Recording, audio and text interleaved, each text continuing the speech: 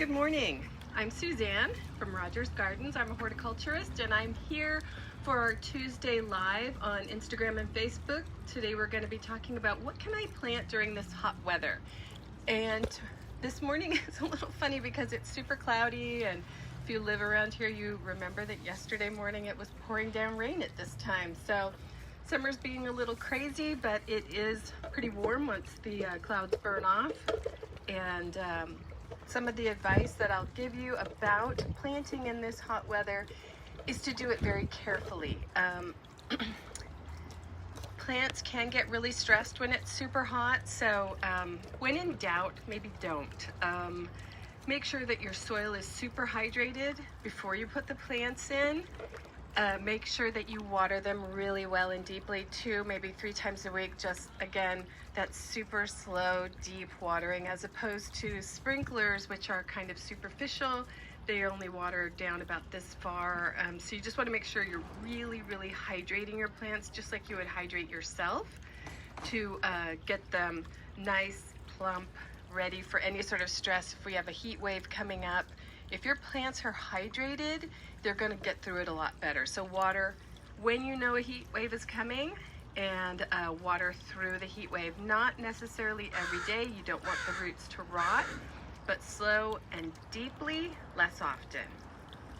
So some of the things that are kind of coloring up right now and looking really good and can probably handle the stress of being planted during warmer weather are roses, which are they've gone through their spring bloom. Maybe some of them are less flowery right now. You can cut them back a little bit, plant them, and they'll have another flush very soon.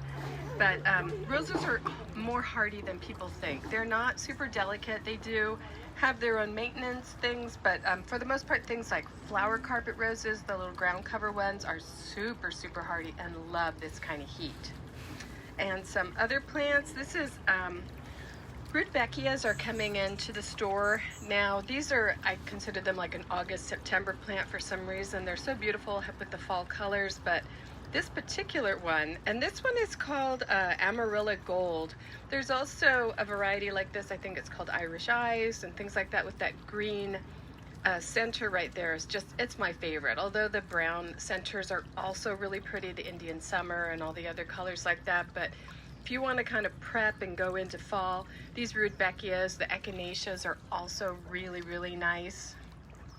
Just a lot of color for the coming months. And then this morning I was walking through the nursery and I was just kind of surprised because I'd seen this yesterday. It was not blooming, but this is a kind of like a, not an annual hibiscus, but it's a deciduous one, and it has these beautiful colors. This one is called Candy Crush. So if you or your friends are playing a lot of Candy Crush, this is a great one. Be a nice little gift for someone who loves that game. We also have over here, this is Gomphrena here and here, 2 different varieties. These are great little fillers. If you have an area between some other plants and you want to kind of fill it with something light and loose and lots of color, Gomphrena is great. It comes in orange, it comes in this pink, it comes in red. And they're really fun to grow because you're going to chop them back and they'll come right back out again. Super nice. This is another hibiscus. I don't know if you can see this. Marissa, can you see this beautiful? Okay, so this is Jazzy Jewel Amber Hibiscus. This is from Monrovia, and oh my gosh, look at that. It's gorgeous. These hibiscus are a little bit more hardy than the ones in the past. They won't get as big. They won't become a big, gigantic hedge or anything. These are really just perfect for a little spot in your garden. You can keep them nice and small. They have really nice, thick leaves. Unlike this one up here that has these kind of like smaller, less hardy leaves, but still a lot more color.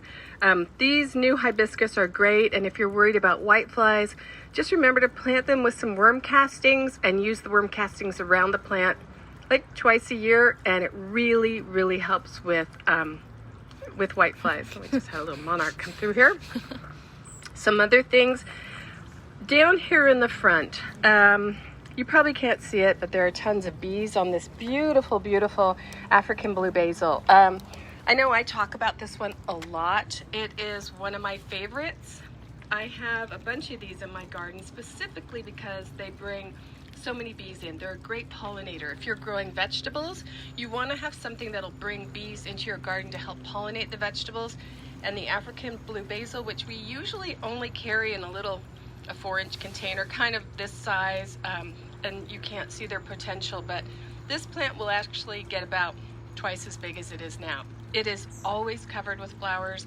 You need to go in at nighttime when the bees are leaving it alone and chopping it back a little bit to get some more blooms, but it's spectacular and it's a good plant for year-round color. So some other herbs and vegetables. Herbs are a great thing to plant right now. Rosemary, thyme, oregano, all these kind of hardier, drought-tolerant herbs are great.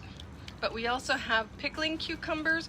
There aren't a lot of vegetables you should be planting right now because vegetables take a long time, but these little cucumbers, the pickling ones, they're small and they're going to be about maybe 55, 60 days from the time you see the flower to the time you get the fruit, so it's pretty good.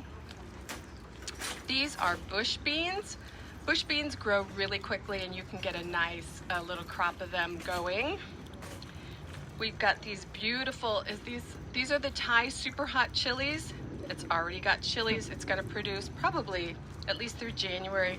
And these are the black Cobra chilies. You can see they're already getting kind of black here. What fun, right? I mean, if nothing, they're ornamental and beautiful. And look at this. This is lavender. It's unusual for a lot of people because it's variegated. It has the long lavender stalks, but this is called Merlot. So it has a lot of good interest, not just when it's blooming, but also when it's not blooming. And the last but not least, this is my favorite flower in the garden right now. This is a Dahlia. We have them planted up in a terracotta pot with the little staked cage around it. This is Dahlia Creme de Cassis. And it is so pretty. It's got kind of like a burgundy underside and a beautiful mauve-y kind of top. It is gorgeous. We have a few of these. We have some other ones that are white and they're called Valentino, already planted up, ready to go. If you don't want to plant anything, just buy this, put them by your front door, and let everyone enjoy them. So that's about it for this hot weather. Enjoy your garden. Get ready for what's coming up in September, because you're going to be like turning the soil and getting your seeds ready and planting things, because winter and cool season vegetables are coming, so get prepared now. Are there any questions, Marissa? Yes, can we actually have you hold each of the plants up? I'm gonna zoom in so so everyone can actually see them in their full glory. I'm gonna start with this little pickling cucumber. Okay. It's a beaut. Some bush beans. Mm-hmm. I have the Thai super hot peppers with their beautiful flowers on them. Mm-hmm. I have the black Cobra, super hot. I think this plant, by the way, is super gorgeous. I don't know if you can see, it's almost fuzzy on the stems. It's really beautiful, and the leaves are a little gray-green and kind of pretty. So then I also have, the Rudbeckia. This is Amalera Gold. I have the Candy Crush Hibiscus. So pretty. I've got the Gomphrena. I'm going to swap these out right now. This is called Trufula Pink, or Trufula Pink. And then the one down there, I think it's called Firecracker. There. And by the way, the list and the prices of all these plants will be on our Instagram and Facebook and website. I've already sent them off today, so I'm feeling very ahead of myself on this one. The Jazzy Jewel Amber Hibiscus. This is a beaut. I feel like this color is just stunning. And I have the Merlot Lavender.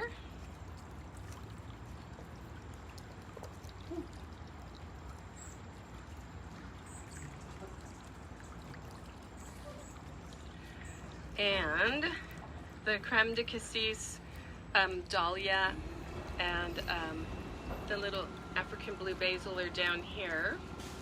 I can't really lift this pot. It's okay. I'll just lower it. You could just point it. Yeah. And it's been watered this morning. But this little bee right here, if you see him, there's some other bees everywhere all over this plant. Just a delight to watch. The bees want nothing to do with me. They only want to look at this beautiful African blue basil. It cannot be any better. All right, so for the lavender plants, how many times do I water them? So lavender's a little bit more drought tolerant. You want to water it probably twice a week in the summer. Just give it a nice slow deep watering and let it almost dry out in between. But don't stress it, just keep it nice and super light, evenly moist. If you can, put it in really well draining soil. That's going to be best. You don't want the roots to stay wet. Okay. What type of summer plants that flower can I use in an area that gets watered every other day, low growing plant though? Low growing. Well, we have a lot of bedding plants right now. Oh shoot, I actually forgot 2 plants that I brought with me. So some beautiful bedding plants, and this is our flower of the month. So until the end of this month, if you buy 2 of a 4-inch, a 6-pack, or 1 gallon if we have them, these are zinnias. Zinnias for bedding are super cool. They come in a million different colors and can just make you super happy. If you're watering every other day, it would be perfect to get a lot of color. We have some other bedding plants. We have Angelonia. As long as you're keeping them watered, they're all going to be just fine. But the bedding plants are great to add a lot of color. And I want to show you one other thing. So for sun and shade, nothing beats these Mandevias. These are also called dipladenias. Usually dipladenias are not the big, tall, vining Mandevias. These will probably get about 3 to 5 feet. You can keep them pinched back and kind of almost shrub-like, or you can let them grow on a small, like an obelisk or a trellis or something. But these are going to bloom on and off all year, and these can go in your morning sun areas, even a really good light shade, and they'll still bloom. They're just a great, great plant. They come in white, kind of a deep pink, and a red. Just gorgeous, gorgeous plants. All right, I have those roly-poly bugs in some of my plants. Is that bad? It's not great. They can eat some of the roots of it, but there is a product. We have Sluggo, which is good for snails and slugs. And then we have a Sluggo Plus, which is for the little roly-poly bugs. And I think silverfish and something else. I can't remember. But the Sluggo Plus will help with that. Okay. What do you suggest planting in clay soil? Well, most of Southern California is, a clay soil. We amend it so that the top part is super nice. I was just discussing with another guest yesterday, because we're going into a drought, one of the things with the clay soil, so if you have your soil, maybe down to here, it's all nice and we garden in it, and then you've got that hard pan underneath, it's important to remember when we're watering, the water will sit in that hard pan, so it kind of helps us a little bit to hold that water there. That's why we caution you not to overwater, because we know that it's going to sit down there. But in a drought, a lot of times people don't realize that if you have a birch tree or another big, big tree, that tree relies on the clay down there to hold the water, and it's going to be good. But then during a drought, the clay starts drying out. And people say, well, I've been watering this tree the same for like 5 or 10 years. I don't understand why it's suddenly drying out. It's because the clay is drying out underneath it. Again, you need to do those deep soaks probably once a week to make sure your trees are good. You should always do that with a good big tree. But in clay soil, everything that we're kind of talking to you about and selling here, these are all good for our soil in Southern California. If you feel like your soil is super, super hard and you can't even, dig into it, what you'll need to do is maybe use a soaker hose, get that soil a lot more moist, and then amend it. Maybe take a little bit out, add in some planting mix, add in some gypsum or cactus mix, some organic material to help loosen up the soil. Gypsum is a great additive to throw on the top of the soil to help break it down. But then just turning the soil a lot is going to help it, but adding those organic compounds like worm castings and compost, but especially gypsum and other things to help break up the soil are really, really good. Okay. I have a wisteria coming up in an area that I replanted with other plants. How can I keep it up with getting the wisteria under control? Sorry, that was... Oh, how do you get the wisteria under control? So if it's a new planting, I kind of always liken vines, especially wisteria, to maybe small children or a pet. When it's new and young, you have to give it boundaries. Good, nice, loving, firm boundaries, and you have to not be afraid to prune it. Understand it's probably going to take 3 to 5 years to really get it in shape. So right now it's probably growing like crazy, and so keep pruning it up at the top, pruning it, only let it grow to where you want it to be. So if you have a big arbor, you're going to let it grow up there and you're going to train it and kind of put it there. But if it starts getting too long, prune it. And then in the fall, really prune it when you can see it, there are no leaves on it. You can really prune it and give it that shape that you want, and just be patient. Just like with children and pets, be patient and just lead it in the right direction, and don't forget to give it boundaries. Someone has a old navel orange tree in the backyard. How often should it be watered, and should it be deep watered? Okay, so citrus trees are lower water but higher feeders. So it's important to maybe water them deeply once a week, regularly. You'll have better fruit if you water your citrus tree regularly. If you kind of forget and say, oh, look, the fruit is getting big, I'm going to water it a lot, it'll split, it'll crack. So just like everything else, just water it regularly, but fertilize it regularly as well. With a good organic fertilizer, it's only every 2 or 3 months, and the fruit will taste better, and the tree will be healthier and help fight off other pests and things. Are there any good herbs to plant now? Yes, definitely. The sort of more drought-tolerant ones, rosemary, thyme, oregano, sage. You can also plant basil. Basil loves heat and loves sun. It's such a delicate, tender little leaf, but as long as you water it daily, it's going to get big and beautiful. And my only caution is that basil is delicious to every living thing on the planet, including bugs and worms and things like that. So you might want to just keep an eye on it. If you need to, you might want to spray it when you plant it with a little BT, which is a bacterial spray. It's very safe and easy, but either that or like a 3-in-1 and insecticidal soap. Just keep an eye on your basil. I actually keep mine inside the house because it is too delicious and it's too tempting for everything out there. So. All right, the last flower that you showed, can you plant them to climb up a fence? Is that the Mandevia, the white Mandevia? Probably, I'm guessing. Yeah, that's what my guess Okay, is. I'm going to guess it's this one. It'll grow, you can train it a bit, but like I said, it's only going to get 3 to 5 feet tall, and it's not a big sprawler. It's more just kind of grows up like this. So you can definitely do it, but not a super tall fence, and you need a lot of them. They're a great, well-behaved plant. There may be some other vines that might do a little bit better, like the bower vine, which comes in white and pink as well. Mm-hmm. Why do hibiscus attract lots of bugs and ants? Well, the ants come because of aphids. That's pretty common on the newer growth. The aphids love that tender new growth.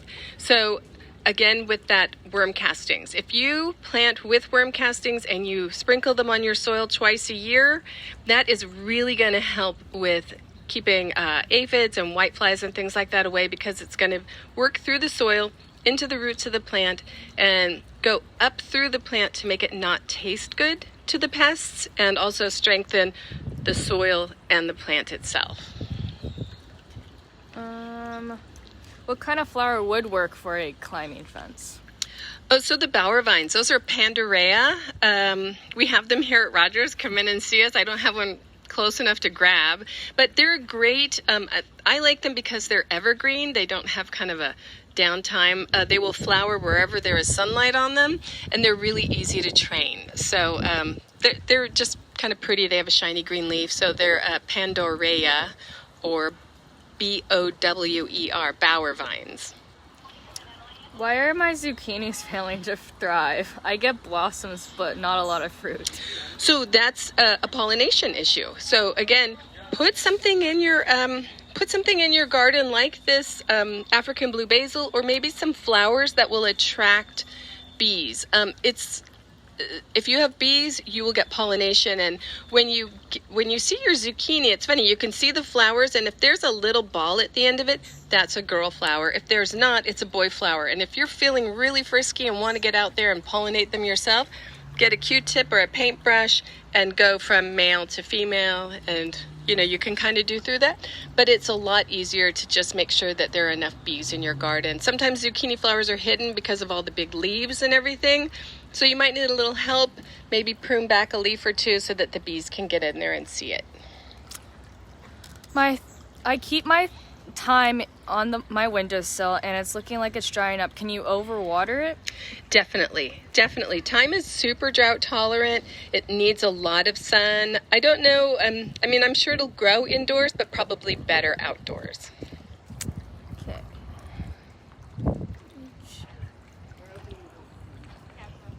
Marissa's looking for more questions. It's such a nice day to do this video. Last week it was blazing hot at this time of the morning, so it's kind of nice. And just to let you know, if anybody's standing outside waiting for Rogers to open today, we're doing inventory and we will be open in about 5 minutes. We're opening an hour later this morning.